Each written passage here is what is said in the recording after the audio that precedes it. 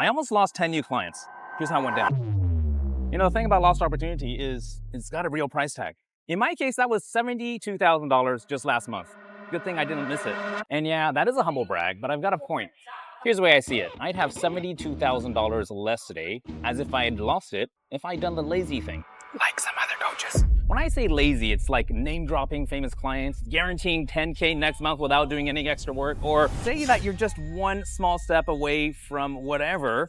But here's the problem. When we all start sounding the same, it's just noise. So here's what I did. I stuck to just two things, my POV plus skill sharing. Let me break that down for you. When someone's genuinely interested in your POV, point of view, you can whisper to them way across the street, and they'll hear you loud and clear. For example, I'm Japanese, born and raised in Japan, but I kind of sound American. What's with that? Did you know I've got 6 children and I've got a really hot French wife? Hey, here's a fun fact. I was born into a cult. Yep, the really weird kind. And then I left with 6 kids, 0 marketable skills, and started a 7-figure business. You see, now nobody in the world can out Ken Okazaki. And the cool thing is that once you get it right, nobody can out you.